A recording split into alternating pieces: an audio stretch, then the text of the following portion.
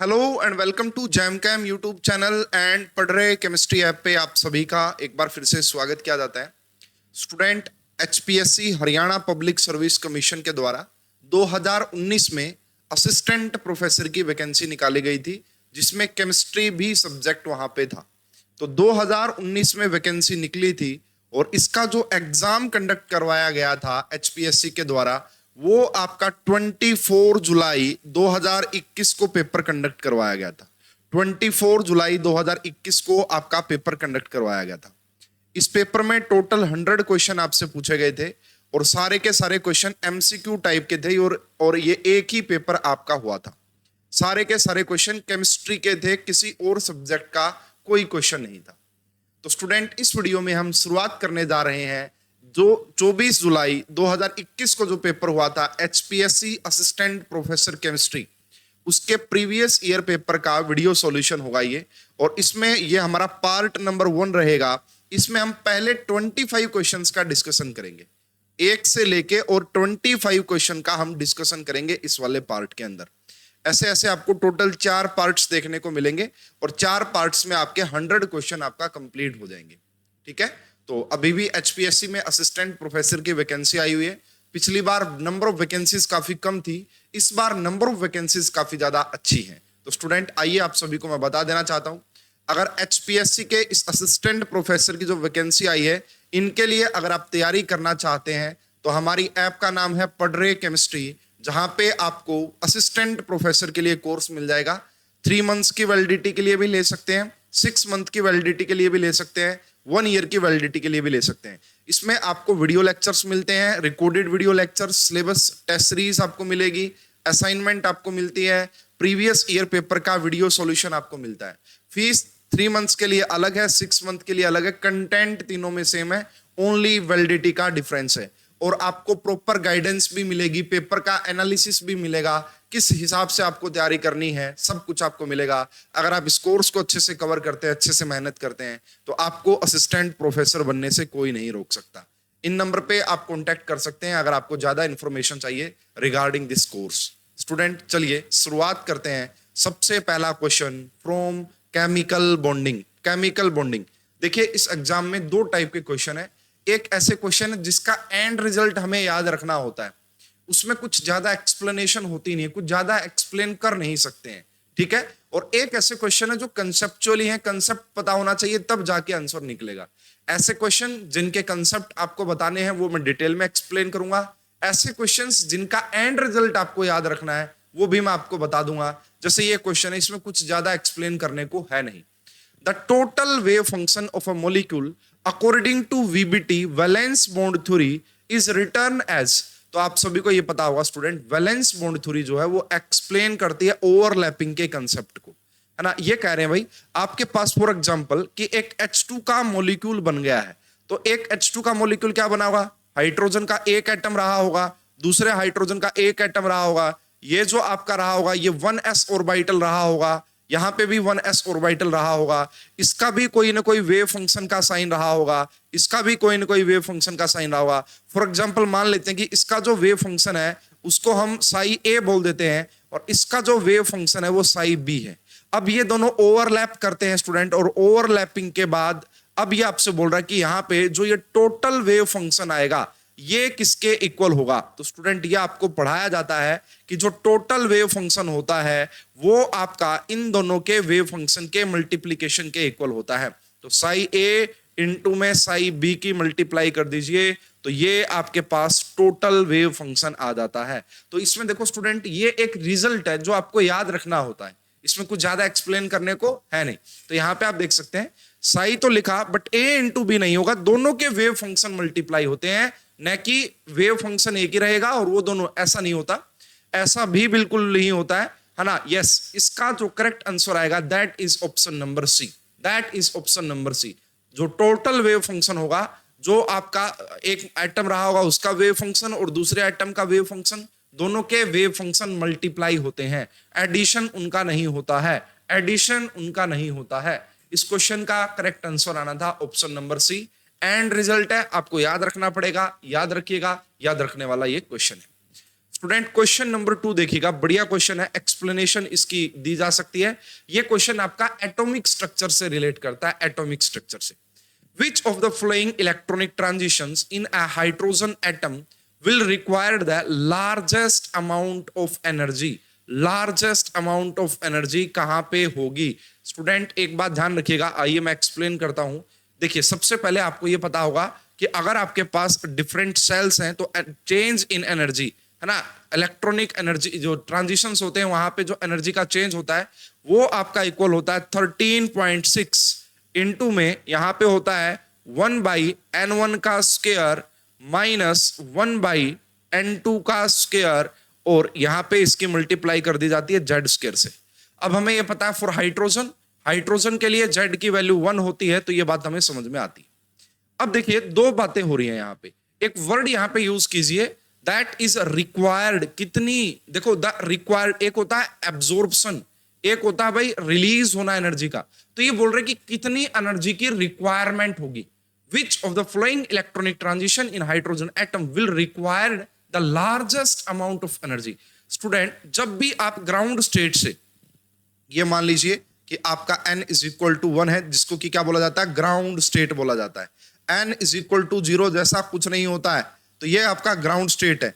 ये मान लेते हैं कि ये आपका n इज इक्वल टू 2 है, ये मान लेते हैं आपका n इज इक्वल टू 3 है। तो यहां से देखिए, जब भी आप किसी ग्राउंड स्टेट से, मान लीजिए जब भी आप किसी ग्राउंड स्टेट से एक्साइटेड स्टेट में जाते हैं तो एनर्जी का एब्जॉर्प्शन होता है, एनर्जी का एब्जॉर्प्शन होता है। पहली बात तो ये समझ में आ जानी चाहिए इसको देखते हुए कि भाई देखो, नीचे से ऊपर जाना है तब एनर्जी की रिक्वायरमेंट होती है, और जब ऊपर से नीचे आते हैं आप, फॉर एग्जांपल आप अगर 3 से 1 पे आ रहे हैं तो इस दौरान अमाउंट ऑफ एनर्जी क्या होता है, आपका रिलीज होता है, रिलीज। तो एक बात ये समझ में आ गई, दो ऑप्शन को एलिमिनेट कर सकते हैं। देखो, 2 से 1 पे आने का मतलब एनर्जी की रिक्वायरमेंट नहीं होगी, रिलीज होगी। 2 से 1 पे आने का मतलब एनर्जी की रिक्वायरमेंट नहीं, रिलीज होगी। 3 से 4 ठीक है, 1 से 2 ठीक है। n इज इक्वल टू 0 जैसा कुछ होता नहीं है, मैंने आपको बताया n इज इक्वल टू 0 जैसा कुछ होता नहीं है, ठीक है। अब बात आ गई इन दोनों को देखना है। स्टूडेंट आइए, दोनों को बड़ा आसानी से देखा जा सकता है। अगर मैं यहाँ पे बी ऑप्शन की बात करता हूं, वैल्यू पुट करके देखिए, 13.6 इंटू में n1 की वैल्यू कितनी है 1 और n2 की वैल्यू कितनी है 2, 2 का स्क्वायर करेंगे 4 आ जाएगा, ये रहा। तो यहां पे जब आप इसको सोल्व करते हैं तो ये आपका 13.6 इंटू 3/4, जो कि आपका लगभग 10 के इक्वल आएगा, माइनस 10.6 के 10.8 छह 18, और ये लगभग आप मान के चलिएगा कि इसके करीब इसकी वैल्यू आएगी 10 पॉइंट समथिंग। क्या आएगी, 10 पॉइंट समथिंग। वहीं पे जब हम बात करते हैं ऑप्शन नंबर डी की, ऑप्शन नंबर डी, यहां पे आप वैल्यू पुट करके देखिए, 13.6 इंटू में n1 की वैल्यू, तो ये 1/9 हो जाएगा, माइनस ये 1/16 हो जाएगा। ये बात समझ में आई। तो यहां पे क्या हो जाएगा भाई, आपका 13.6, इन दोनों का जब आप एलसीएम लेंगे तो ये 16, तो ये 7 and 9/16। स्टूडेंट, इसको अगर आप कैलकुलेट करके देखेंगे, इसकी जो वैल्यू आएगी वो लेस देन आएगी 10.8 से, less than. Negative sign just representation के लिए यूज करते हैं, तो क्या आएगी आपका 10.8 से कम आएगी, 10.8 से कम आएगी। इसलिए यहां पे आपसे पूछा गया था लार्जेस्ट अमाउंट ऑफ एनर्जी, तो वो आपका देखने को मिलेगा बी के लिए, वो देखने को मिलेगा बी के लिए। एक और आपको हिंट बता देता हूं, ट्रिक बता देता हूं स्टूडेंट, जब भी आपको लार्जेस्ट एनर्जी या हाईएस्ट एनर्जी की बात हो, हाईएस्ट एनर्जी के लिए n1 की वैल्यू कम से कम होनी चाहिए, लोवेस्ट होनी चाहिए। n1 की वैल्यू लोवेस्ट होनी चाहिए एंड n2 की वैल्यू हाईएस्ट होनी चाहिए। ये बात ध्यान रखिएगा, हाईएस्ट एनर्जी की जब आप बात करते हैं तो n1 की वैल्यू लोवेस्ट हो। अगर if n1 is equal to 1, अगर किसी ऑप्शन में n1 जो है वो 1 है, तो वही आपका हाईएस्ट एनर्जी वाला ट्रांजिशन होगा, हाईएस्ट एनर्जी होगी अगर कहीं पे भी आपका n इज इक्वल टू 1 है। तो ये सब आपको एटॉमिक स्ट्रक्चर, भाई मैंने जो कोर्स डिजाइन किया हुआ है उस कोर्स में काफी अच्छे से ये चीज कवर की हुई है। आइए मैं उस कोर्स का ही एक आपको रेफरेंस दे रहा हूं। वैसे मैंने पूरा एक्सप्लेन कर दिया, होप कि आपको समझ में आ गया होगा। इस टाइप का एक और क्वेश्चन आएगा जो आगे आएगा, उसको भी इसी चीज से रिलेट करेंगे। आइए देखते हैं वो एक्सप्लेनेशन क्या है। स्टूडेंट, ये उसी जो आपका वीडियो लेक्चर्स है उसी का एक स्क्रीनशॉट मैंने लिया है, तो आप यहाँ पे देख सकते हैं। एनर्जी की जब आप बात करते हैं और मैक्सिमम की बात करते हैं, हाईएस्ट की बात करते हैं, तो distance between N1 and N2 should be high होना चाहिए। N1 क्या होना चाहिए? लोवेस्ट। N1 की value lowest. If N1 is equal to 1, अगर N1 आपका 1 है, देन ऑलवेज दैट आंसर, तो वही आंसर होगा अगर एनर्जी हाईएस्ट पूछी है तो। एनर्जी हाईएस्ट पूछी है तो ये देखो, ये कंक्लूजन निकाला हुआ भाई मैंने यहाँ पे कि अगर आपको एनर्जी मैक्सिमम चाहिए तो फ्रीक्वेंसी भी मैक्सिमम, क्योंकि आप सभी को पता है E is equal to h nu, और लैम्डा मिनिमम क्योंकि ये इनवर्सली प्रोपोर्शनल होती है एनर्जी। तो देखो, जब भी आपको एनर्जी मैक्सिमम चाहिए, N1 की वैल्यू लोवेस्ट होनी चाहिए, N2 की वैल्यू हाईएस्ट होनी चाहिए। जब भी आपको एनर्जी मिनिमम चाहिए तो आपका distance between N1 and N2 should be less होना चाहिए, N1 की वैल्यू हाईएस्ट होनी चाहिए और N2 की वैल्यू लोवेस्ट होनी चाहिए। इसको हम आगे एक और क्वेश्चन में बहुत अच्छे से अप्लाई कर पाएंगे, बहुत अच्छे से सीख पाएंगे। होप कि आपको ये क्वेश्चन काफी अच्छे तरीके से समझ में आ गया होगा। पूरा फॉर्मूले से भी एक्सप्लेन कर दिया है और मैंने आपको कुछ की पॉइंट्स बता दिए हैं जिनको अगर आप याद रखेंगे तो कैलकुलेशन में आपका टाइम सेव हो जाएगा और आप सही आंसर पर पहुंच पाएंगे। सेकंड क्वेश्चन का करेक्ट आंसर आना था ऑप्शन नंबर बी। होप कि आप सभी को अच्छे से समझ में आ गया होगा। Very easy question, assistant professor exam के लेवल के एग्जाम में ये क्वेश्चन बहुत ही इजी क्वेश्चन है, very easy question. Iso electronic set of ions, iso का मतलब सेम, इलेक्ट्रॉनिक्स ऐसा सेट बताइए जहां पे सेम नंबर ऑफ इलेक्ट्रॉन हो। तो देखिए भाई, फ्लोरीन का एटॉमिक नंबर 9 होता है, एक नेगेटिव का मतलब 10 इलेक्ट्रॉन हो गए।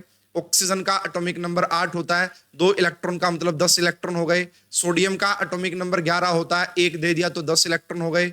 लिथियम का एटॉमिक नंबर 3 होता है, एक पॉजिटिव का मतलब 2 इलेक्ट्रॉन। तो यहाँ पे कितने आ गए? 2 इलेक्ट्रॉन हटा दीजिए। यहाँ पे भी लिथियम दिख रहा है, 2 इलेक्ट्रॉन हटा दीजिए। यहाँ पे भी लिथियम दिख रहा है, 2 इलेक्ट्रॉन हटा दीजिए। इस क्वेश्चन का करेक्ट आंसर आएगा ऑप्शन नंबर सी।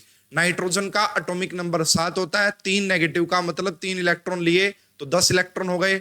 8 और 2 10 इलेक्ट्रॉन हो गए, 9 और 1 10 इलेक्ट्रॉन हो गए। सोडियम का एटॉमिक नंबर 11 होता है, एक पॉजिटिव का मतलब 1 इलेक्ट्रॉन कहीं डोनेट कर दिया तो 10 इलेक्ट्रॉन हो गए। और स्टूडेंट आपको एक एडिशनल इंफॉर्मेशन दे देता हूं, यहाँ पे कई बार उस पे क्वेश्चन पूछा गया बहुत सारे डिफरेंट एग्जाम में, only for iso electronic species. ये जो मैं आपको बता रहा हूं, this is valid for only iso electronic species. Iso electronic species अगर आपके पास है तो उसके लिए मैं आपको बता देता हूं कि जो आयोनिक साइज होता है, ionic size that is inversely proportional to atomic number, that is inversely proportional to atomic number. तो जो आपका आयोनिक साइज होगा वो एटॉमिक नंबर के इनवर्सली प्रोपोर्शनल। स्टूडेंट आप सभी ने यह बात पढ़ी होगी, कटायन पे जितना पॉजिटिव चार्ज जाएगा उतना साइज छोटा होगा, अनायन पे जितना ज्यादा नेगेटिव चार्ज आएगा उतना उसका साइज बड़ा होगा। सेम वही है। और आइसो इलेक्ट्रॉनिक देखो, नाइट्रोजन का एटॉमिक नंबर सबसे कम है, इसीलिए इसके ऊपर 3 नेगेटिव का चार्ज है और सबसे बड़ा साइज इसी का होता है। फिर O2 नेगेटिव का होता है, फिर F नेगेटिव का होता है, फिर नियोन का होता है, फिर Na पॉजिटिव का होता है, फिर आपका मैग्नीशियम +2 का होता है और फिर आपका एल्यूमिनियम +3 जिसका कि एटॉमिक नंबर सबसे ज्यादा होता है उसका आयोनिक साइज सबसे कम होता है। तो इस टाइप से क्वेश्चन भी आपके पूछे गए हैं अलग अलग एग्जाम्स में, तो इसको याद रखिएगा, यह भी आपके लिए इंपॉर्टेंट हो सकता है। स्टूडेंट चलिए, इस क्वेश्चन का करेक्ट आंसर आना था C. Question number 4 again from atomic structure, ये फिर से एटॉमिक स्ट्रक्चर से पूछा गया क्वेश्चन है। The ratio of shortest wavelength, yes this is very very important point. आपसे बोला कि शॉर्टेस्ट वेवलेंथ, क्या शॉर्टेस्ट वेवलेंथ का मतलब हाईएस्ट एनर्जी होता है? क्या शॉर्टेस्ट वेवलेंथ का मतलब हाईएस्ट एनर्जी होता है? अब देखो, the ratio of shortest wavelength of 2 spectral series of hydrogen spectrum is found to be 9, the spectral series are. तो ये कह रहा भाई हमने क्या किया, जो शॉर्टेस्ट वेवलेंथ हो सकती थी उनका रेशो लिया एंड वहां पे ये पता लगा कि फाउंड टू बी 9, तो वो 9 आ रहा है। स्टूडेंट पहला जो यहाँ पे सीखने वाली बात है वो ये है कि यहाँ पे आपको बोला गया है शॉर्टेस्ट वेवलेंथ, शॉर्टेस्ट वेवलेंथ। अब शॉर्टेस्ट वेवलेंथ का मतलब ये भी तो होता है max highest energy, because these are inversely proportional. अगर वेवलेंथ शॉर्टेस्ट है इसका मतलब एनर्जी हाईएस्ट रही होगी। और जस्ट अभी अभी मैंने आपको एक्सप्लेन किया था क्वेश्चन नंबर 2 में, हाईएस्ट एनर्जी का मतलब होता है कि आपका जो N1 रहा होगा वो 1 रहा होगा, N1 जो रहा होगा वो 1 रहा होगा। वो अलग अलग मैटर कर सकता है, यानी कि ग्राउंड स्टेट रही होगी, यानी कि जो N1 रहा होगा बेसिकली वो आपका ग्राउंड स्टेट रही होगी। आपको बोला गया था कि भाई N1 की वैल्यू लोएस्ट होनी चाहिए एंड N2 की वैल्यू हाईएस्ट होनी चाहिए, और हाईएस्ट जो हो सकती है, हाईएस्ट एक्साइटेड स्टेट जो हो सकती है वो इंफिनिटी हो सकती है, वो आपका इंफिनिटी हो सकती है। स्टूडेंट अब आप सभी के पास एक फार्मूला होता है यहाँ पे कि 1 by lambda is equal to R H, 1 by lambda is equal to R H 1 by N1 का स्क्वायर माइनस 1 बाई N2 का स्क्वायर, ये वाला फार्मूला आपके पास होता है। अब देखिए भाई, अब आपको रेशियो निकालना है बेसिकली। अब आपको ये भी पता होना चाहिए, यहां पे डिफरेंट डिफरेंट सीरीज गिवन है। लाइमन सीरीज की बात करेंगे तो लाइमन सीरीज पे जो है, लाइमन सीरीज का जो ग्राउंड स्टेट है जहां पे कोई भी आपका आएगा वो होता है आपका, इसके लिए जो N1 होता है वो 1 होता है। लाइमन सीरीज के लिए N1 1 होता है। उसके बाद बाल्मर सीरीज के लिए N1 की वैल्यू 2 होती है, N1 की वैल्यू 2 होती है। उसके बाद जो पास्सन सीरीज होती है, पास्सन सीरीज, उसके लिए N1 की वैल्यू 3 होती है, N1 की वैल्यू 3 होती है। एंड उसके बाद जो आपका ब्रैकेट होती है, ब्रैकेट करके ब्रैकेट सीरीज के लिए N1 की वैल्यू 4 होती है। पी फंड के लिए जो N1 की वैल्यू होती है वो आपका 5 होती है, वो आपका 5 होती है। ये बात आपको पता होनी चाहिए थी भाई, ये बात आपको पता होनी चाहिए थी। अब सिंपली फार्मूला अप्लाई करना है ये वाला, जैसे कि मुझे बाल्मर एंड ब्रैकेट का रेशियो चाहिए, क्या आएगा, वेवलेंथ का, है ना। तो यहाँ पे मैं एक बार एक्सप्लेन कर देता हूँ स्टूडेंट।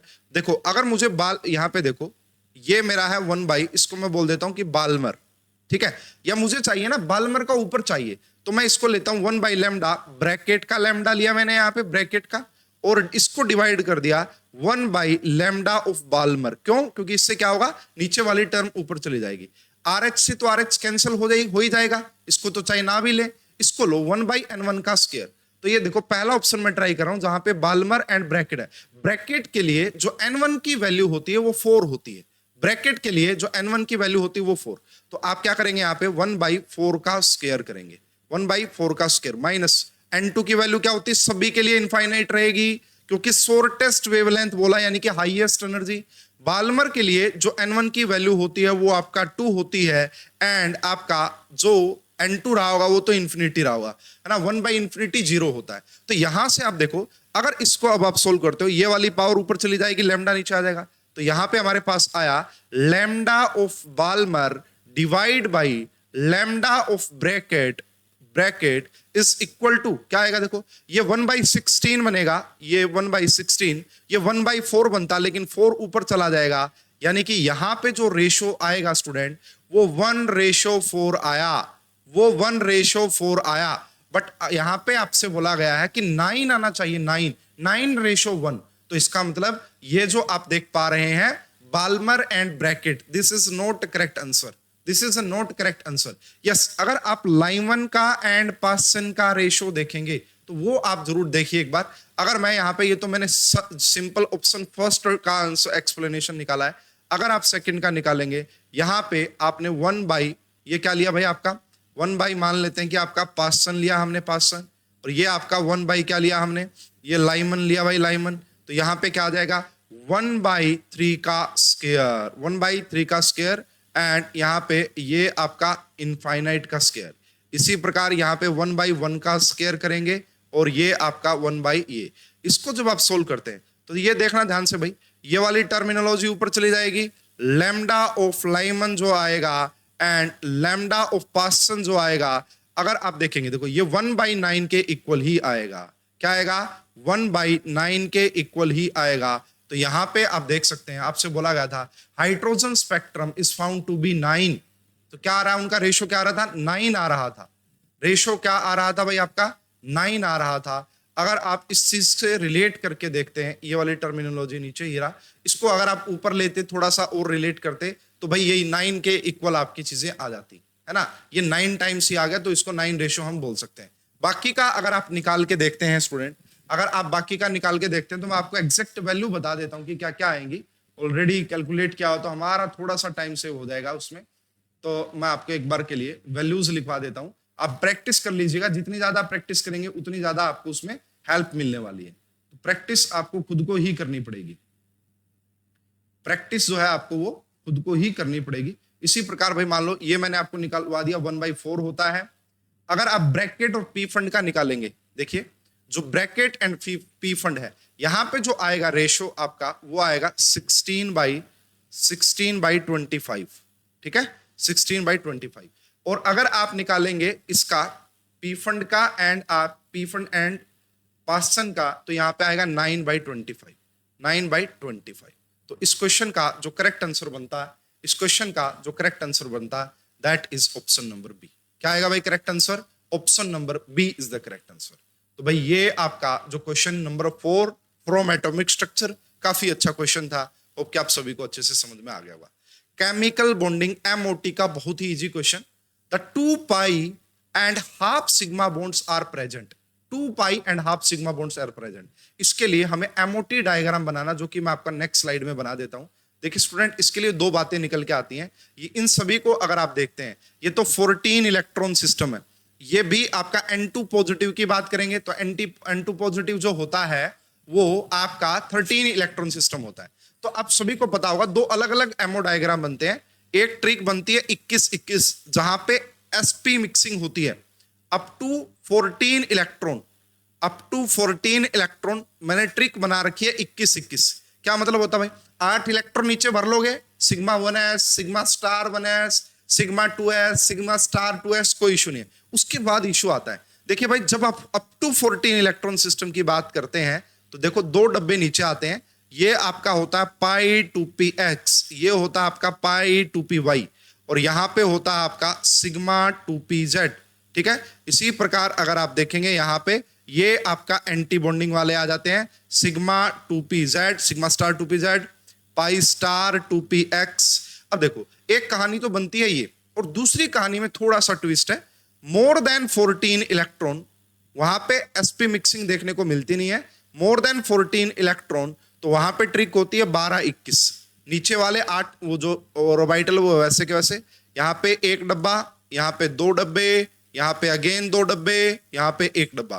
तो ये बेसिकली होता है सिग्मा 2pz, ये होता है आपका पाई 2px, पाई 2py। इसी प्रकार ये होता है pi star 2px and pi star 2py, and this is sigma star 2pz। अब देखो भाई सबसे पहले आपको बोला है कि यहां पे O2 है, O2, तो O2 में तो ये कहानी बनेगी। 8 इलेक्ट्रॉन नीचे भर चुके हैं, 9, 10, 11, 12, 13, 14, 15, 16। तो यहां पे अगर आप देखेंगे O2 का जो बॉन्ड ऑर्डर आता है वो आपका 2 आएगा। O2 का बॉन्ड ऑर्डर 2 का मतलब तो देखो अब यहां पे कि 2 पाई को आप बोल सकते हैं कि 2 पाई है या 1 सिग्मा, ऐसा बोल सकते हैं इसको देख के। लेकिन यहां पे 2 pi half sigma is not possible in O2, O2 के अंदर पॉसिबल नहीं है। क्या O2 पॉजिटिव के अंदर पॉसिबल है? O2 पॉजिटिव का मतलब ये होता है स्टूडेंट कि इलेक्ट्रॉन जो निकलेगा वो यहां से निकलेगा, यहां से इलेक्ट्रॉन एंटी बॉन्डिंग से निकलेगा इलेक्ट्रॉन, तो इसको भी ये बात नहीं बोल सकते। बट स्टूडेंट अगर आप N2 की बात करते हैं, N2 8 नीचे भरे जा चुके हैं, 9, 10, 11, 12, 13 और 14, ठीक है 14। तो यहां पे 2 पाई 1 सिग्मा, 2 पाई 1 सिग्मा बोलेंगे इसको, क्योंकि सिग्मा में 2 इलेक्ट्रॉन है। बट जब हम N2 पॉजिटिव की बात करते हैं जिसके पास 13 इलेक्ट्रॉन होते हैं, उसका जो बॉन्ड ऑर्डर होता है वो 2.5 होता है ना, 2.5। अब एक इलेक्ट्रॉन जो जाएगा वो इस सिग्मा बॉन्ड से जाएगा भाई, सिग्मा 2pz से जाएगा।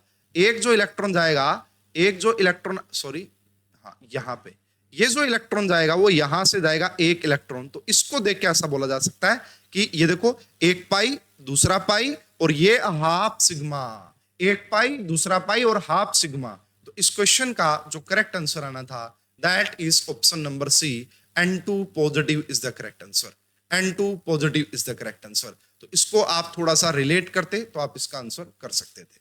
नेक्स्ट क्वेश्चन पे चलते स्टूडेंट।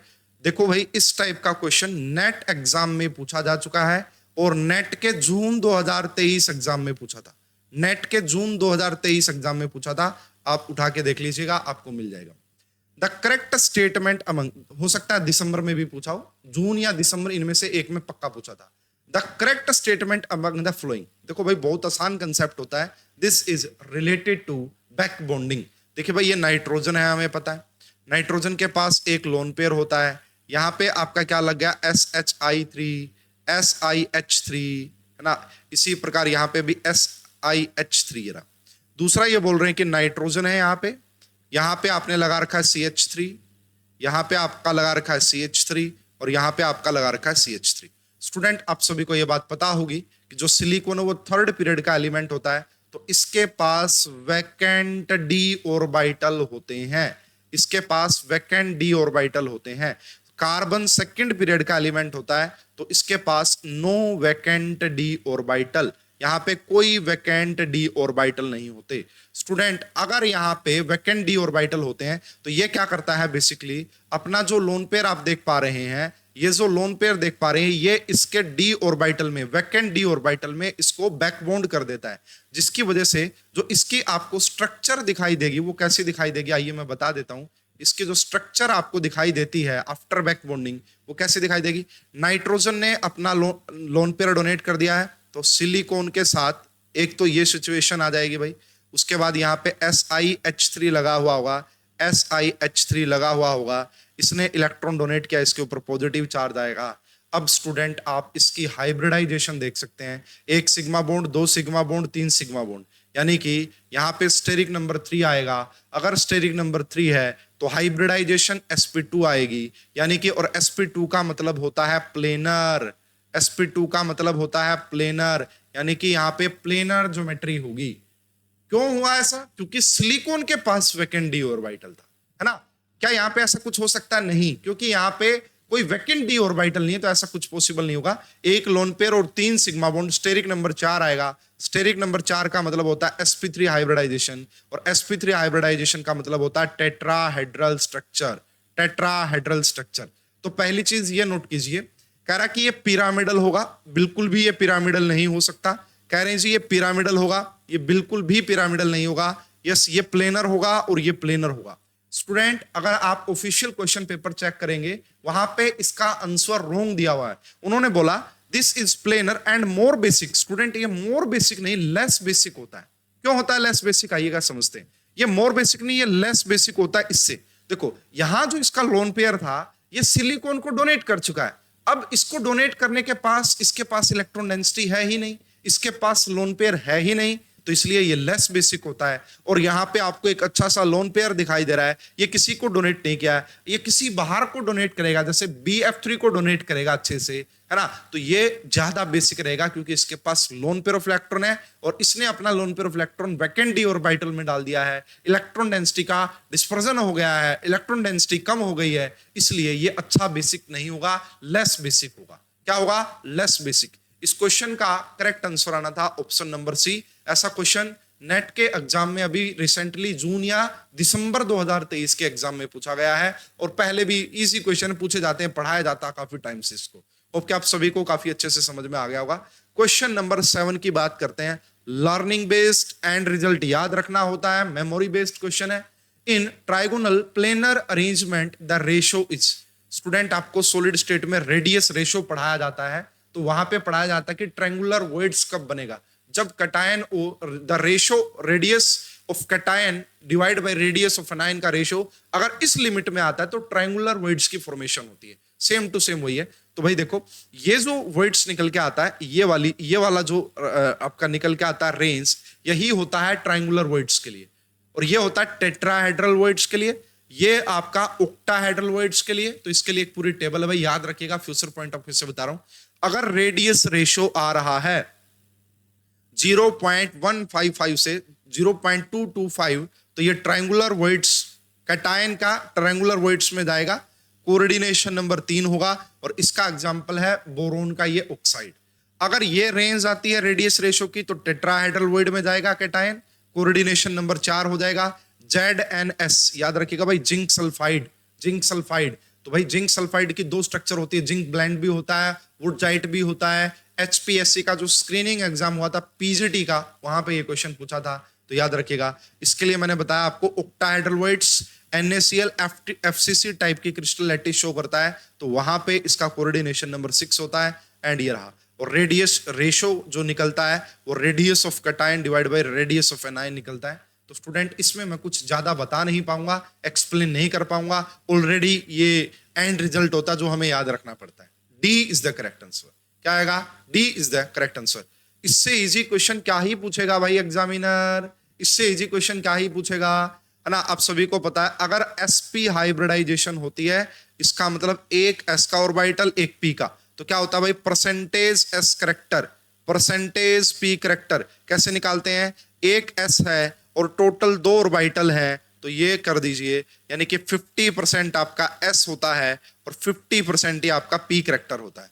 अगर हम sp2 की बात करते हैं तो एक s आ गया 3 p में से, इसलिए इसका जो परसेंटेज s करेक्टर होता है दैट इज 33.3 एंड यहाँ पे 66.6 आ जाएगा। अगर sp3 है और वहां पे आपसे पूछे s करेक्टर, तो भाई 4 है टोटल ऑर्बिटल, तो 1/4 हो जाएगा और इसकी मल्टीप्लाई कर दी जाएगी 25 से, तो ये आएगा 25%। और 25% का मतलब होता है 1/4। 25% का मतलब होता है 1/4 s करेक्टर। तो आपसे पूछा था an sp3 hybrid orbital contains 1/4 s character, 25 s character इसमें होता है। वेरी इजी क्वेश्चन, इससे आसान क्या पूछ सकता है भाई एग्जामिनर आपसे। क्वेश्चन नंबर 9 अगेन मैं कहूंगा स्टूडेंट एंड रिजल्ट याद रखना होता है। Lowest temperature is reached by. Lowest temperature को आप कैसे रीच कर सकते हैं, तो इसका जो करेक्ट आंसर निकल के आता है, याद रखिएगा, डायरेक्ट एक्सप्लेन नहीं कर पाऊंगा कुछ ज्यादा। Ether and dry ice. Dry ice जो होती है, जो आपका बेसिकली CO2 होता है, जो है ना सॉलिड CO2, उसको ड्राई आइस बोला जाता है। एंड ईथर, इन दोनों का जो कॉम्बिनेशन होता है, वहां आप लोएस्ट टेम्परेचर को रीच कर सकते हैं, पहुंच सकते हैं। तो ये आपको टोटली याद रखना पड़ेगा, इसमें कुछ ज्यादा एक्सप्लेन करने का है नहीं। नेक्स्ट क्वेश्चन देखिएगा भाई। यस, ये जो क्वेश्चन है ये थोड़ा सा आप एडवांस लेवल का बोल सकते हैं। From phase equilibrium, the number of eutectics point, है ना, the number of eutectics in the phase diagram of Fe2Cl3, Fe2 ferric chloride है बेसिकली ये, और वाटर। फेरिक क्लोराइड और वाटर का जो सिस्टम होता है, उसका जो फेज डायग्राम होता है, वहां पे कितने यूटेक्टिक पॉइंट्स आते हैं वो आपको बताना था स्टूडेंट। इसके लिए मैं आपको एक रेफरेंस दिखा रहा हूं, क्योंकि इसमें भी आपको रेफरेंस पता होगा तभी आप बता पाएंगे। इसमें कुछ ऐसा नहीं कि भाई फॉर्मूला लगा के आप निकाल लेना, आपको प्रॉपर फेज डायग्राम पता होना चाहिए Fe2Cl3 का एंड वाटर का। तो ये देखिए, इसका एक ये फेज डायग्राम आप देख सकते हैं। तो यहाँ पे देखिए, ये 0 डिग्री सेल्सियस पे A से B आया, है ना, यहाँ पे ये फ्रीज हो रखा था, जैसे जैसे नीचे आया तो ये यहाँ पे, उसके बाद वापिस ये इसके लिए देखो ये क्या है, Fe2Cl6 है, लेकिन ये एक ही बात चलेगी भाई, कोई अलग नहीं है, Fe2Cl6 है ये बेसिकली। Fe2Cl3 आपको कुछ ऐसा दिखाई देगा नहीं, ये हो सकता है टाइपिंग मिस्टेक यहाँ पे हो गई। अब इसी का अगर आप रेफरेंस पढ़ते हैं, देखिएगा, eutectic points, the phase diagram of the system Fe2Cl6 water could be split into 5 simple eutectic diagrams, है ना। तो यहाँ पे कितने हैं, कितने simple? 5, as shown dashed by the line figure 11.1. the point A represent the melting point of ice. देखिए यहाँ पे जो A पॉइंट आप देख पा रहे हैं, ये यहाँ से आपका मेल्टिंग होना स्टार्ट हो गया है ना, B तक वो पूरा आपका मेल्ट हो जाएगा, ठीक है ना। तो ये आपका है, while C represent the melting point of 12 moles of water. तो यहाँ पे आप देख सकते हैं जो B पॉइंट है, यहाँ से ये, उसके बाद वापिस से आपका होगा पूरा, आप देख सकते हैं। तो यहाँ पे आपका टोटल यूटेक्टिक पॉइंट ये आपका B आया भाई, B यहाँ पे टेम्परेचर इतना था, फेज इक्विलिब्रियम यहाँ पे आइस एंड सॉल्यूशन के बीच में था। तो इस प्रकार से B, D, F, H, J, तो 5 यहाँ पे आपके पास यूटेक्टिक पॉइंट आएंगे, तो यह याद रखना था, ठीक है। द लोएस्ट पॉइंट अटेनमेंट, तो यहाँ पे आप देख सकते हैं points. Similarly the other eutectic points in the phase diagram are D, F, H, J। तो ये बताया गया भाई कि ये आपका 5 होते हैं, याद रखना पड़ेगा स्टूडेंट इसको, है ना। ये आपका इस क्वेश्चन का जो करेक्ट आंसर आना था that is option number C, that is option number C. अगर आपको पता था कि भाई इसका फेज डायग्राम क्या है, तब तो आप एक्सप्लेन कर पाते, वरना ऐसे क्वेश्चन को स्किप करना ज्यादा बेटर ऑप्शन रहता है। चलिए भाई, अब हम आगे बढ़ते हैं, हमारा question number 11। Yes, question number 11 easy question है, आप इसको केमिकल काइनेटिक्स से रिलेट कर सकते हैं। देखिए भाई, लोग की प्रॉपर्टी होती है, पहले बात तो आपको ये पता होना चाहिए कि ये वैल्यू किसकी होती है। देखिए, अगर आपको पता है log 2 की जो वैल्यू होती है log 2, वो होती है आपका 0.3010। तो क्या मैं इसकी जगह पे यहाँ पे देखिएगा भाई, इसको रिलेट करते हैं, तो ये आपका log हो गया, log minus da by D T minus da by D T, यहाँ पे फिर से आपका ये log हो गया, and db by D T plus में प्लस। तो यहां पे देखो, क्या मैं इसको log 2 लिख सकता हूं? यस। अब आप सभी को एक log की प्रॉपर्टी पता होगी, अगर आपके पास log a plus log b लिखा हुआ है कहीं पे, तो उसका मतलब होता है log a इंटू बी भी आप उसको लिख सकते हैं, log a इंटू बी भी आप उसको लिख सकते हैं। तो मैंने यहाँ पे क्या किया भाई, ये आपका log हुआ, तो मैंने इसको क्या किया, 2 times of db by D T, 2 times of db by D T. ठीक है, अब देखो इसको इससे कंपेयर करेंगे, इसका आप एंटी लॉग लेंगे दोनों साइड पे, तो आपको क्या देखने को मिलेगा, आपको देखने को मिलेगा minus D A by D T is equal to 2 times of rate of D B by D T.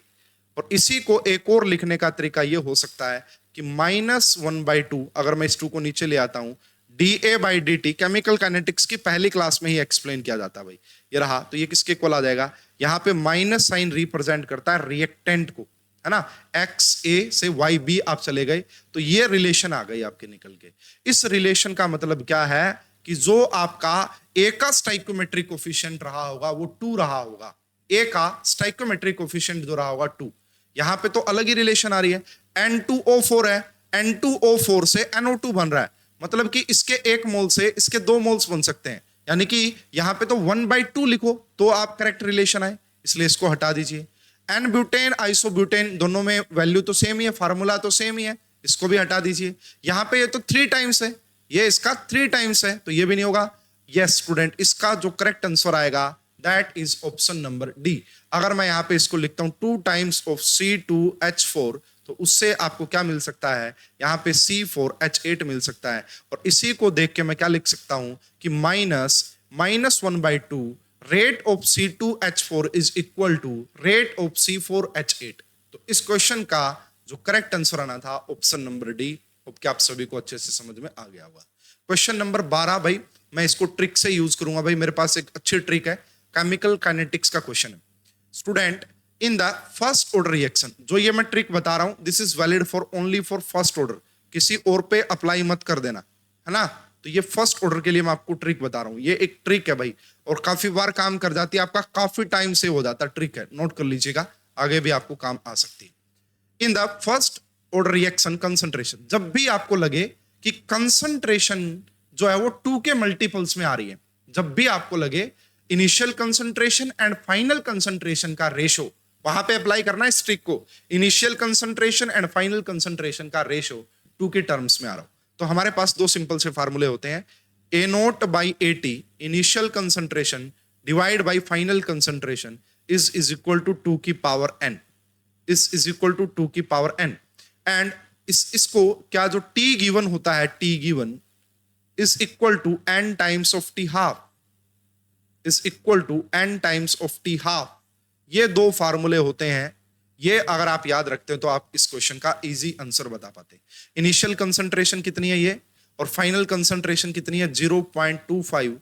क्या इसको मैं 2 0 ऊपर चली जाएंगे, क्या इसको कट करोगे तो 4 आ जाएगा, और इसको रिलेट करो 2 की पावर n से, मतलब कि n की वैल्यू 2 हो गई, n की वैल्यू 2 हो गई भाई, यस ठीक है। t गिवन कितना है भाई आपका 20 minutes, 20 minutes is equal to n की वैल्यू यहां पुट करो 2, तो ये क्या आ गया आपके पास half life time. Half life time कितना आ गया स्टूडेंट, दिस इज 10 मिनट्स, 20 को 2 से डिवाइड करेंगे तो कितना आ गया 10 मिनट्स। और अब आपको रेट कांस्टेंट निकालना है, फर्स्ट ऑर्डर का रेट कांस्टेंट क्या होता है, हर स्टूडेंट को पता होगा 0.693, और इसको डिवाइड कर देते हैं हाफ लाइफ टाइम से, और हाफ लाइफ टाइम आपका 10 है, तो इसका जो आंसर आएगा 0.0693। और पर मिनट, ये बात ध्यान रखिएगा कि फर्स्ट ऑर्डर के लिए जो यूनिट होती है वो पर टाइम होती है। इस क्वेश्चन का जो करेक्ट आंसर आना था that is option number A, that is option number A. Hope कि आप सभी को समझ में आ गया होगा भाई काफी अच्छे से, और ये शानदार ट्रिक है, लेकिन ये ट्रिक काम वही करेगी जब initial concentration and final concentration का जो रेशो है वो टू के मल्टीपल्स में आ रहा होगा। तो काफी शानदार है और काफी बार ये देखने को मिलता है कि ऐसा ही डाटा आपको गिवन होता है और जिससे कि आप इजीली इसको निकाल पाते हैं। इसको फर्स्ट ऑर्डर पे ही अप्लाई करना और किसी ऑर्डर पे अप्लाई मत कर देना, ठीक है। और बाकी आप सभी को फार्मूला तो पता ही होगा भाई, है ना। फर्स्ट ऑर्डर का फार्मूला पता होगा और उसमें आपका थोड़ा सा टाइम लगता है, उससे भी आप सोल्व कर सकते थे, बट ये बड़ी काफी, है ना, बड़ा स्मार्ट तरीके से आपकी एक्सप्लेनेशन निकल के यहां से आती है। इस क्वेश्चन का करेक्ट आंसर आना था option number first. Question number 13 देखिएगा भाई, question number 13, the one which is unimolecular reaction, इनमें से कौन सी यूनिमोलिकुलर रिएक्शन है, यानी कि ऐसी रिएक्शन जिसकी मोलिकुलैरिटी 1 हो, ऐसी रिएक्शन जिसकी मोलिकुलैरिटी 1 हो। और मोलिकुलैरिटी 1 कब होती है, जब एक ही रिएक्टेंट इन्वॉल्व होता है। यहां तो 2 रिएक्टेंट इन्वॉल्व है, तो ये तो बाइमोलिकुलर, यहां पे भी 2 है बाइमोलिकुलर, यहां 2 मोल्स ऑफ HI है बाइमोलिकुलर। ये जो आप देख पा रहे हैं N2O5 से N2O4 प्लस हाफ O2, यहाँ पे एक ही रिएक्टेंट इन्वॉल्व है, इसीलिए इसको यूनिमोलिकुलर रिएक्शन बोलते हैं, इसीलिए इसको यूनिमोलिकुलर रिएक्शन बोलते हैं। First is the correct answer. Question number 14 again very easy question है। देखिए स्टूडेंट, इस पेपर का मैं एनालिसिस भी करूंगा, एक बार पूरा सॉल्यूशन करवाता हूं, एनालिसिस भी वीडियो आपको बताऊंगा। काफी क्वेश्चन ऐसे हैं जो बहुत ज्यादा इजी हैं, कुछ क्वेश्चन ऐसे हैं जो डायरेक्ट टू डायरेक्ट उठाए गए हैं नेट के प्रीवियस ईयर से। मैं आपको एक एक क्वेश्चन बता दूंगा कि ये कहां से उठाया गया है, कौन सा क्वेश्चन नेट का प्रीवियस ईयर है। अभी तक 2 ही टाइप के क्वेश्चन आ रहे हैं, एक थोड़े से अच्छे लेवल के क्वेश्चन, 1-2 क्वेश्चन आया, बाकी सारे बेसिक क्वेश्चन है। लेकिन मुझे नहीं लगता कि इतना बेसिक पूछेंगे इस बार, क्योंकि कंपटीशन थोड़ा सा टफ होगा, तो नेट लेवल तक की आप तैयारी करके चलिएगा। The heat of neutralization is maximum for the reaction. तो ये देखो भाई, NaOH एक स्ट्रॉन्ग बेस होता है, लेकिन एसिटिक एसिड एक वीक एसिड होता है। अगर भाई यहाँ पे प्रॉपर देखो 100% आयोनाइजेशन नहीं होगा एसिटिक एसिड का, तो कैसे न्यूट्रलाइजेशन हो पाएगा, नहीं हो पाएगा, मैक्सिमम नहीं हो पाएगा, क्योंकि दिस इज वीक एसिड, ये आपका वीक एसिड है और ये आपका स्ट्रॉन्ग बेस होता है, तो यहां तो मैक्सिमम नहीं होगा। HCl जरूर स्ट्रॉन्ग एसिड होता है, HCl जरूर स्ट्रॉन्ग एसिड होता है, but ammonium hydroxide weak base होता है, अमोनियम हाइड्रोक्साइड वीक बेस होता है, एंड जो एसिटिक एसिड है वो वीक एसिड होता है, वो वीक एसिड होता है।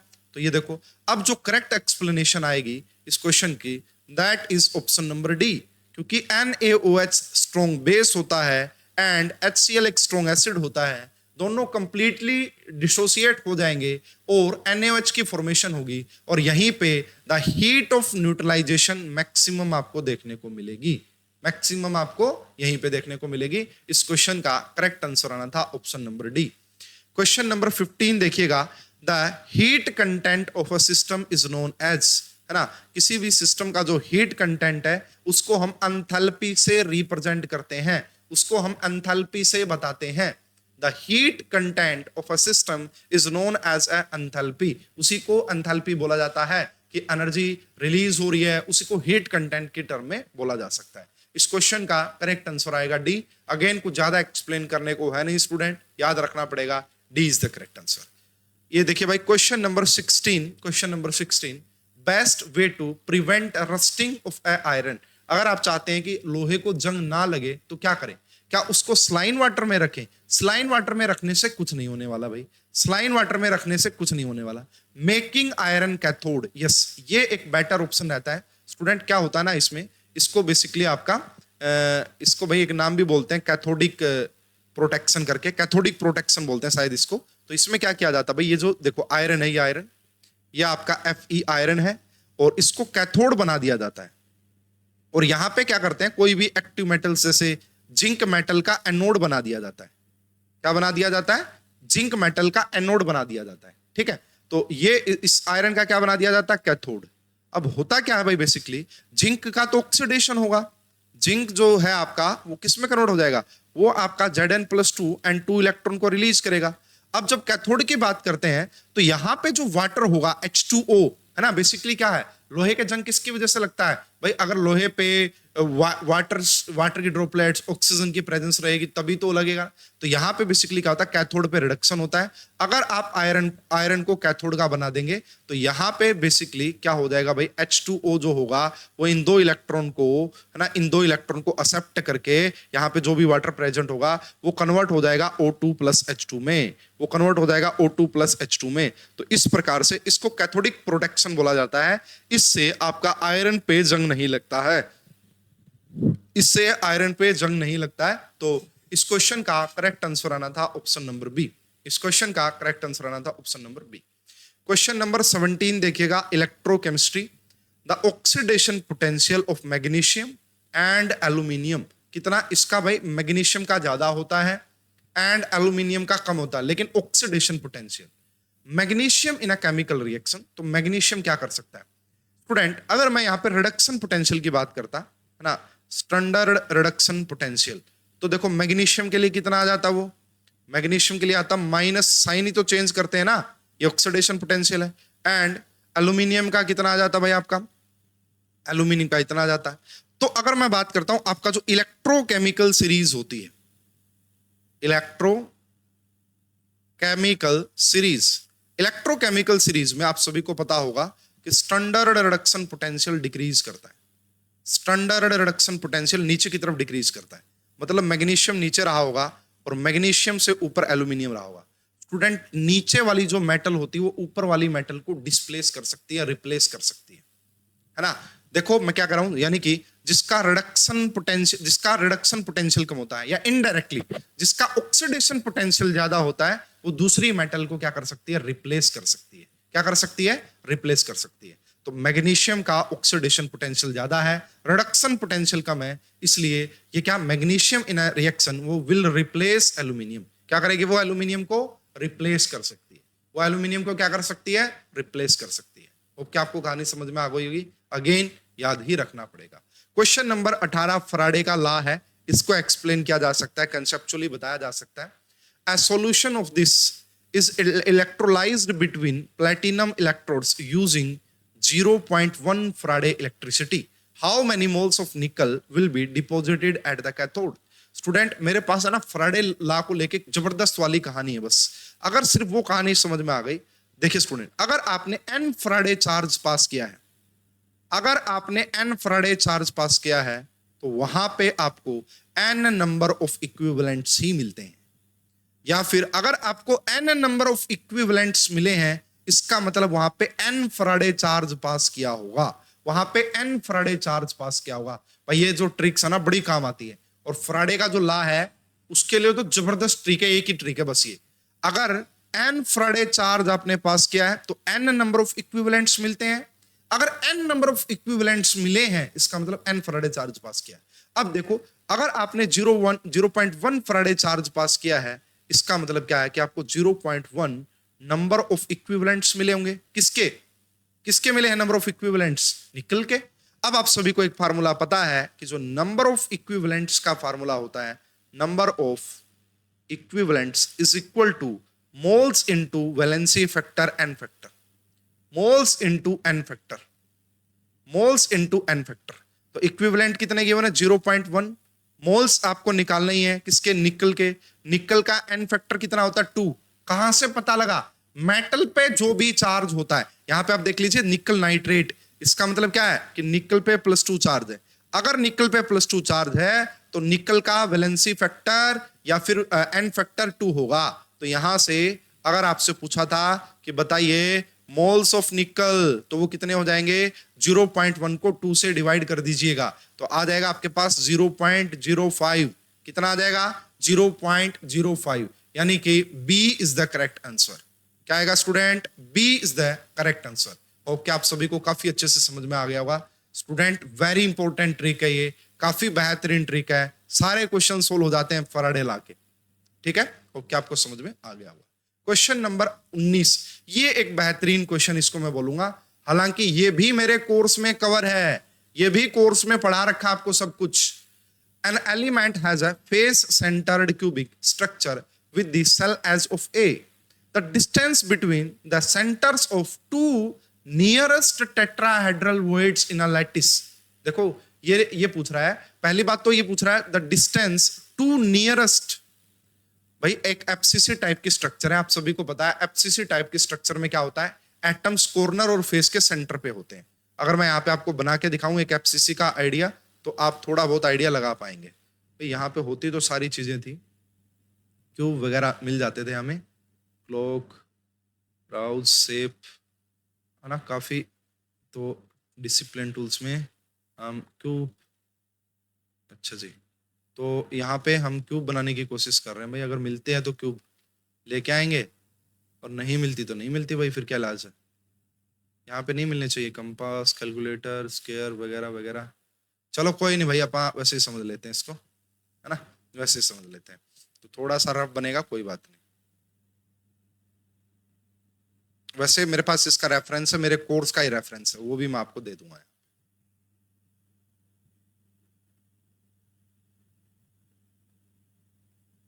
देखो स्टूडेंट, सबसे पहले एक बात समझिए, अगर आपको बोला कि एफसीसी टाइप का लैटिस है, इफेक्टिव नंबर ऑफ एटम्स कितने होते हैं, 4 ना। एफसीसी में इफेक्टिव नंबर ऑफ एटम्स कितने होते हैं, 4। तो टेट्राहेड्रल वॉइड्स कितने होंगे, 2 times of effective number of atoms, यानी कि यहां पे 8 टेट्राहेड्रल वॉइड्स होते हैं।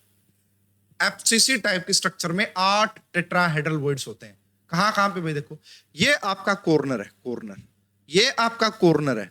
अगर आप ये डिस्टेंस देखते हैं, ये पूरा डिस्टेंस, ये जो डिस्टेंस होता है, ये एक क्यूब का डायगोनल होता है, और क्यूब के डायगोनल का फॉर्मूला होता है √3a, √3a, ठीक है। तो स्टूडेंट ये देखने को मिलता है कि इससे अगर आप यहां पे देखो, हाफ डिस्टेंस कितना हो गया, हाफ हो जाता है √3/2। हाफ कितना हो जाता है, √3/2। और इसका भी हाफ अगर लेंगे, यहां पे एक टेट्राहेड्रल वॉइड एग्जिस्ट करता है यहां पे, और एक टेट्राहेड्रल वॉइड एग्जिस्ट करता है यहाँ पे, दिस इज टेट्राहेड्रल वॉइड्स। तो अब अगर आप देखेंगे कि इसका डिस्टेंस कितना आ रहा है, ये डिस्टेंस कितना आ रहा है, ये वाला। भाई अलग अलग कलर यूज कर रहे हैं, मेरी भी आंखों में बड़ा मतलब प्रॉब्लम हो रही है, आपके तो हो ही रही होगी, बाकी मैं कोशिश। देखो ये यहां से यहां तक √3/2 है, तो ये कितना रहा होगा भाई, ये डिस्टेंस होता है √3a/4, और यहां से भी क्या रहा होगा, √3a/4। अब ये भी एक टेट्राहेड्रल वॉइड्स है, ये एक टेट्राहेड्रल वॉइड्स है, ये एक टेट्राहेड्रल वॉइड्स है। इन दोनों के बीच का अगर आप डिस्टेंस देखेंगे ना, इन दोनों के बीच का अगर आप डिस्टेंस देखेंगे, तो वो आएगा √3/2, √3/2। कैसे निकाला भाई, टोटल हमें पता है कि कितना था, √3a, उसमें से √3a/4, √3a/4 माइनस कर दिया यार। But this is not nearest distance, ये एक टेट्राहेड्रल वॉइड है, ये एक टेट्राहेड्रल वॉइड, ठीक है। लेकिन एग्जामिनर ने पूछा कि नियरेस्ट टेट्राहेड्रल वॉइड्स के बीच का डिस्टेंस बताइए, टू नियरेस्ट टेट्राहेड्रल वॉइड्स। तो स्टूडेंट वो कैसे निकलता है, यहां पे देखो मैंने कहा ना 8 टेट्राहेड्रल वॉइड होते हैं, ये तो भाई यहां पे बॉडी के डायगोनल पे लाई करने वाले हैं, ऐसे ही 2 और यहां पे कर रहे होंगे, तो 4 हो गए, 4 और होते हैं। तो यहां पे जो फेस का सेंटर आप देखेंगे ना, वहां पे भी टेट्राहेड्रल वॉइड। अभी देखो मैं इसके एक्सप्लेनेशन दे देता हूं प्रॉपर, पहले तो आप ये रेफरेंस पढ़िए, अगेन स्टूडेंट मैं कहूंगा जो कोर्स है उसी में ये एक्सप्लेन किया गया है। तो यहां पे आप ये बात पढ़ सकते हैं, टेट्राहेड्रल ज्योमेट्री ये बताया गया है, 1 टेट्राहेड्रल वॉइड्स बनता है एक कॉर्नर और 3 फेस के सेंटर से मिलके, ठीक है। There is 1 tetrahedral void below each other, each corner from a distance. मैंने आपको बताया ना कि यहां पे आपको क्या देखने को मिलेगा, एक टेट्राहेड्रल वॉइड आता है जो कॉर्नर से √3a/4 डिस्टेंस पे। Tetrahedral voids are formed along a body diagonal. There are 2 tetrahedral voids on each body diagonal. तो देखो मैंने बताया, एक ये हो गया, एक ये हो गया, एक यहाँ पे रहा होगा, इस बॉडी डायगोनल पे 4 हो गए, उसके अलावा 4 और रह गए, है ना। There are 8 tetrahedral voids in one FCC unit cell and all are completely inside the unit cell. यहाँ से आपको शायद कुछ क्लियर नहीं होगा। आओ, बहुत सारी चीजें हैं भाई, ये है जी ये, और ये सारा कंक्लूजन एक एक चीज एक्सप्लेन की गई है लेक्चर में। अब मैं इसको एक्सप्लेन करूंगा ना, यहाँ पे कम से कम ½ आवर चाहिए मुझे, तो मैं अब सीधा एंड रिजल्ट पे आता हूं। अगर ये एफसीसी के लिए, एफसीसी के लिए अगर आपसे पूछे distance between corner and nearest tetrahedral void, corner से जो सबसे नजदीक टेट्राहेड्रल वॉइड से वो कौन सा है, वो यही है, वही बॉडी के डायगोनल पे जो होता है ये वाला, वो यही है, ठीक है। कितने पे, √3a/4 पे। लेकिन अब आगे आओ, अगर आपसे पूछे कॉर्नर और ऑक्टाहेड्रल वॉइड्स, तो वो होता है a/2 पे। अब कहता है distance between 2 nearest octahedral voids, वो होता है a/√2। अगर आपसे पूछे इसको ध्यान से देख लीजिए, distance between two nearest tetrahedral वो कितना होता है 1/2। कितना होता है स्टूडेंट 1/2। अगर आपसे पूछे distance between nearest tetrahedral and octahedral in FCC lattice तो वो होता है √3a/4। तो आपसे एग्जामिनर ने ये पूछा था, अभी और एक्सप्लेन करता हूं कैसे आया ये, है ना। Centre to nearest tetrahedral answer तो ये पता लग गया कि बी होगा, अब आइए भाई मैं और एक्सप्लेनेशन देता हूं डिटेल। ये देखिए इससे क्लियर होता है, इससे क्लियर। सबसे पहला देखो कहां पे लाई करेगा, ये कर रहा जी 1 नंबर, एक टेट्राहेड्रल सियरा, एक टेट्राहेड्रल सियरा, एक येरा।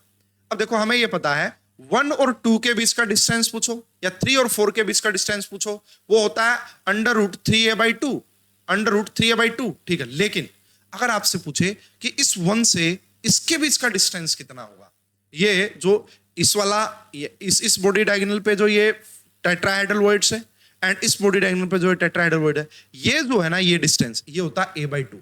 और स्टूडेंट a/2 स्मॉल होता है √3a/2 से। तो इसीलिए दो टेट्राहेड्रल वॉइड्स के बीच में जो नियरेस्ट डिस्टेंस होता है वो a/2 होता है, याद रखिएगा, वेरी इंपॉर्टेंट। और भाई लेक्चर्स में तो सब कुछ कवर किया गया है, इसलिए मैं आपको बोल रहा हूं अगर आपको चाहिए कि भाई अच्छे से सारी चीजें मिल जाएं एक जगह पे ऑर्गेनाइज्ड, तो भाई कोर्स सुपर्ब है, सुपर्ब कोर्स है ना। तो करेक्ट आंसर क्या आएगा भाई, option number B is the correct answer, option number B is the correct answer. आगे बढ़ते हैं भाई। इसके लिए भाई मेरे पास सुपर्ब ट्रिक है, मैंने कम से कम 4-5 साल हो गए मैंने बनाई थी, आजकल तो भाई बहुत ज्यादा स्प्रेड हो गई है वो ट्रिक, है ना। कई बार बच्चे जो होते हैं अलग अलग, जैसे एक स्टूडेंट है मेरे पास महाराष्ट्र का, पेड स्टूडेंट है हमारा कोर्स में, उस बच्चे ने मुझे मैसेज करके बताया कि सर आप वाली जो ट्रिक थी ना, हमारे प्रोफेसर ने हमारी यूनिवर्सिटी में सेम टू सेम वही ट्रिक बताई है ना। तो बड़ी खुशी मिलती है भाई। उस टाइम पे मैंने ये ट्रिक बनाई थी, सबसे पहले मैंने डाली हुई यूट्यूब चैनल पे, और जबरदस्त फैल गई है क्योंकि काफी अच्छी ट्रिक है। ऐसा क्वेश्चन हर एग्जाम में मिल जाता है देखने को, और वो ट्रिक सुपर्ब है, उसी ट्रिक से ये क्वेश्चन सोल्व होता है। Which primitive unit cell has unequal, तीनों के तीनों एज लेंथ डिफरेंट हो और तीनों के तीनों एंगल डिफरेंट हो, तो ऐसा कब होता है स्टूडेंट। इसके लिए ट्रिक मैंने मेरी खुद की बनाई हुई ट्रिक है, कॉपीराइटेड। सीटी तो हरिओम बजाता था, एक बार पढ़ लिया जिंदगी भर याद रहती है। सीटी कौन बजाता था, मेरा एक स्टूडेंट था हरिओम। सीटी तो हरि ओम बजाता था, सीटी तो हरिओम बजाता था, ठीक है। बहुत आसान है ना याद रखना, सीटी तो हरिओम बजाता था। उसके बाद क्या करना भाई, 11, 12, 11, 12, 21, 22, है ना।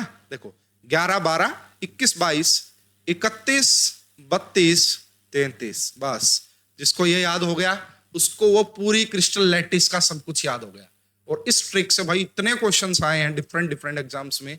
सीयूईटी पीजी में तो हर साल क्वेश्चन आता है, एक डीयू के एंट्रेंस में आया है और आपके असिस्टेंट प्रोफेसर के एग्जाम में आया है, पीजीटी में भी आ सकता है भाई, बता रहा हूं मैं आपको। तो आइए जी कैसे एक्सप्लेन कर दो। सी का मतलब होता है स्टूडेंट क्यूबिक,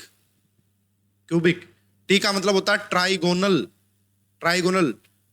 यहां पे भी टी, अरे भाई पहले ट्राई आएगा ना, 3, तो का मतलब क्या होगा टेट्रागोनल, री का मतलब क्या होगा हेक्सागोनल, ओ का मतलब क्या होगा ऑर्थोरोम्बिक, एम का मतलब क्या होगा मोनोक्लिनिक, बजाता का कोई मीनिंग नहीं है, था का मतलब क्या होगा ट्राइक्लिनिक, ठीक है। अब देखो जो पहला लेटर दिख रहा है ना 1, 2, पहला जो फर्स्ट यहाँ पे आपको डिजिट दिख रही है वो रिप्रेजेंट करती है एज लेंथ को। ट्रिक में जो फर्स्ट डिजिट है वो रिप्रेजेंट करती है एज लेंथ को। किसको, एज लेंथ को। एंड जो सेकंड डिजिट होती है वो रिप्रेजेंट करती है एंगल को, ठीक है। अगर कहीं पे 1 लिखा है इसका मतलब ऑल 3 सेम, तीनों के तीनों सेम होंगे, चाहे वो पहले लिखा हो चाहे वो सेकंड डिजिट में। कहीं पे 2 लिखा है इसका मतलब 2 डिफरेंट, 2 अलग होंगे। अगर कहीं पे 3 लिखा है ऑल डिफरेंट, 3 का मतलब 3 का मतलब तीनों डिफरेंट, 3 का मतलब तीनों डिफरेंट। अब एग्जामिनर ने आपसे पूछा, देखो यहां पे आप ध्यान रखना था, एज लेंथ अलग है तीनों, इसके लिए 3, और एंगल भी डिफरेंट है। देखो all axial angle are different from 90, यानी कि 90 के इक्वल कौन सा ही भी नहीं है। इसका मतलब इसके लिए भी 3 तीनों एंगल। 3 कोड किसके लिए बनता है, 3 कोड किसके लिए बनता है, ट्राइक्लिनिक के लिए। किसके लिए बनता है, ट्राइक्लिनिक के लिए। स्टूडेंट इसको अगर आप थोड़ा सा 1 बार 2 बार लिख के देख लेंगे, याद कर लेंगे, जबरदस्त याद हो जाता है। एकदम क्लिक करता है, एकदम क्लिक। जैसे क्वेश्चन आ जाएगा भाई ऑर्थोरोम्बी के लिए बताओ क्या है, तो देखो ऑर्थोरोम्बी के लिए कोड निकाल लोगे 3 पहले लेटर 3 का मतलब क्या, तीनों एज लेंथ डिफरेंट होगी, है ना। देखो मैं आपको अप्लाई, तीनों एज लेंथ क्या आएगा ऑर्थोरोम्बी के लिए, तीनों एज लेंथ डिफरेंट। 1 आ गया, alpha is equal to beta is equal to gamma is equal to 90 degree. This is the representation for orthorhombic. Student जबरदस्त ट्रिक है, बहुत ही बच्चे इसका फायदा उठा चुके हैं, टीचर भी फायदा उठा चुके हैं, तो आप भी भाई उठाइए और प्रोफेसर बन जाइए।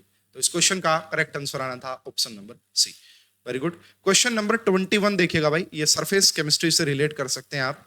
For coagulation of arsenic sulphide, arsenic sulphide का कोगुलेशन के लिए विच one of the flowing salt will be most effective. Student जो आर्सेनिक सल्फाइड होता है ये बेसिकली आपका नेगेटिव सोल होता है। क्या होता है, नेगेटिव सोल।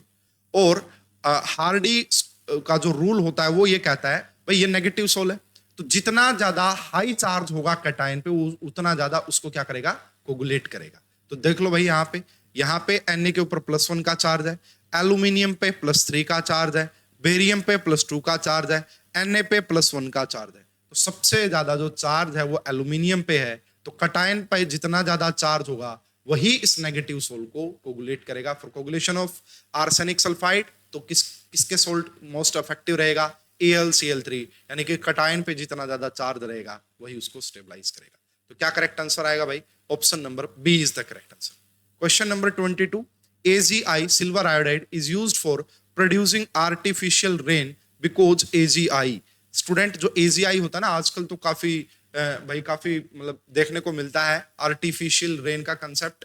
तो आर्टिफिशियल रेन में किसका यूज किया जाता है, सोडियम आयोडाइड का यूज किया जाता है। अब ऐसा क्यों होता है, क्योंकि ये पानी में सोल्यूबल होता है ना, ऐसा नहीं होता। इजी टू सिंथेसाइज, ऐसा भी नहीं होता। Easy to spray at the altitudes, नहीं। इसका जो करेक्ट आंसर होता है that is D, has crystal structure similar to ice. इसकी जो क्रिस्टल स्ट्रक्चर होती है वो आइस के सिमिलर होती है, तो इसके रीजन को लेके ही सिल्वर आयोडाइड का यूज किया जाता है। और भी थोड़ी बहुत एक्सप्लेनेशन इसकी हो सकती है, बट मैं कहूंगा and result is the important, है ना, वही आपसे पूछता है, तो D is the correct answer. Question number 23, ये पॉलीमर का क्वेश्चन है। विच one of the following is thermosetting polymer. इनमें से कौन सा थर्मोसेटिंग पॉलीमर होगा, ठीक है, समझते हैं।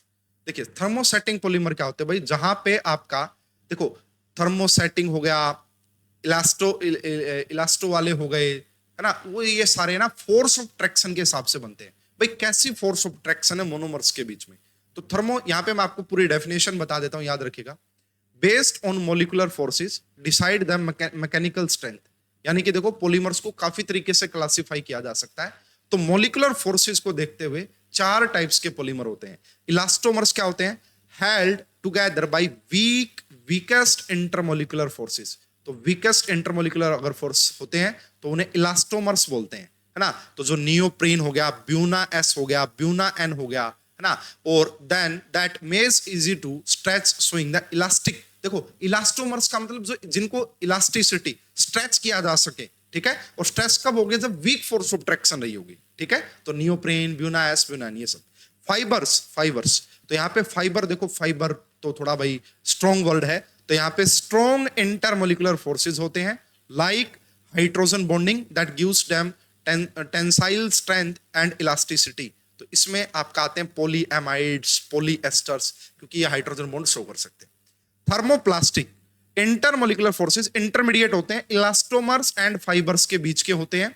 ये आपका made softer and harder repeatedly on heating और कूलिंग। कूल करोगे, हीट करोगे, सॉफ्ट बन जाएंगे, हार्ड बन जाएंगे। तो इसमें पॉलीथीन, PVC आता है। डी है हमारा thermosetting polymer. These are cross linked polymer which on heating undergo extensive cross linkage, they can not be reuse. इनको रीयूज नहीं किया जा सकता। बेकेलाइट हो गया, यूरिया फॉर्मेल्डिहाइड रेजिन हो गया, तो ये सब। तो भाई आपसे पूछा था थर्मोसेटिंग पॉलीमर कौन सा होगा, तो bakelite is the thermosetting polymer. तो ये याद रखने वाला है, कुछ भी एक्सप्लेन नहीं किया जा सकता, तो याद रखिएगा C is the correct answer. Question number 24 again from polymer chemistry. Which one of the following compound is constituent of the polymers this. ये वाला जो पॉलीमर है वो किस मोनोमर से मिलकर बना हुआ है। स्टूडेंट देखो यहाँ पे आपको क्या नजर आ रहा है, C+O NH CH2, तो ये बनता है आपका फॉर्मल्डी, इसको बोला जाता है फॉर्मल्डिहाइड यूरिया रेजिन ना। ये देखो ये आपका C+O यहाँ पे आपका NH2, यहाँ पे भी आपका NH2, ये यूरिया, और यूरिया की रिएक्शन जब आप करवाते हैं फॉर्मल्डिहाइड के साथ, है ना, तो यहाँ से आपका जो प्रोडक्ट बनता है वो क्या बनेगा? देखो, इसको थोड़ा सा आप ऐसे भी लिख सकते हैं, इसको थोड़ा सा आप ऐसे भी लिख सकते हैं, C+O, यहाँ पे H एंड यहाँ पे H। यहाँ से क्या बाहर निकाल दीजिए? यहाँ से क्या बाहर निकाल दीजिए? ये हाइड्रोजन और ये ऑक्सीजन, इसको बाहर निकाल दीजिए। तो यहाँ पे आप देख सकते हैं कि ये वाला कंपाउंड बनेगा, इसको बोला जाता है फॉर्मल्डिहाइड यूरिया रेजिन। तो ये आप देख सकते हैं भाई यहाँ पे यूरिया फॉर्मल्डिहाइड रेजिन करके, तो इसमें एक तो फॉर्मल्डिहाइड का यूज करते हैं और एक यूरिया का यूज किया जाता है। Make unbreakable cups and laminated sheets बनाने के लिए इसका यूज किया जाता है। C is the correct answer. क्या आएगा? C is the correct answer. Question number 25 देखिएगा, catalyst used for the hydrogenation of oils. तो किस कैटालिस्ट का यूज किया जाता है भाई? निकल कैटालिस्ट का यूज किया जाता है। किसका यूज किया जाता है? ऑयल्स, जो हाइड्रोजिनेशन ऑफ ऑयल्स करने के लिए निकल कैटालिस्ट का यूज करते हैं। स्टूडेंट, ये हमारा पार्ट नंबर 1 था। HPSC असिस्टेंट प्रोफेसर का जो एग्जाम हुआ था 2021 में, काफी क्वेश्चंस अभी डिस्कस किए। मोस्टली क्वेश्चंस 11th-12th लेवल के थे, ग्रेजुएशन लेवल के थे, नेट लेवल तक का कोई खास क्वेश्चन नहीं देखने को मिला। एक फेज इक्विलिब्रिया का अच्छा क्वेश्चन था, जो कि आप बोल सकते हैं कि थोड़ा सा हाई लेवल का था। बाकी सारे क्वेश्चन ऐसे हैं, कोई इतना हाई लेवल के क्वेश्चंस नहीं है। आपको पढ़ाए जाते हैं ग्रेजुएशन के दौरान, अगर आपने 11th-12th में अच्छी जगह से कोचिंग लिए, वहां पे भी पढ़ाए जाते हैं। तो भाई ये हमारा पार्ट नंबर 1 था। स्टूडेंट, अगर आपके चीजें क्लियर नहीं है, आप रिवीजन करना चाहते हैं, है ना, तो ये कोर्स बेस्ट रहेगा, आप ज्वाइन करके अपनी तैयारी स्टार्ट कर सकते हैं। और स्टूडेंट, ज्यादा टाइम मत लीजिए, ये मत सोचिए कब पेपर होगा, क्या होगा, कुछ नहीं, तैयारी स्टार्ट कीजिए। अगर आप तैयारी रखेंगे तो आपको पक्का ही कहीं ना कहीं हेल्प मिलेगी। तो ये देखो भाई, ये प्रोफेसर साहब है ना, तो आपका फोटो यहाँ लगा होना चाहिए नेक्स्ट टाइम। तो ये हमारा पार्ट नंबर 1 था। होप कि आपको काफी अच्छे से चीजें समझ में आ गई होगी, बेटर एक्सप्लेनेशन आपको लगी होगी। तो मिलते हैं पार्ट 2 में। जब तक भाई इस वीडियो को आप ज्यादा से ज्यादा लाइक कीजिएगा, शेयर कीजिएगा, और भाई ऐसे ही कंटेंट के लिए चैनल को सब्सक्राइब करके रखिए। इस वीडियो में अभी के लिए इतना ही।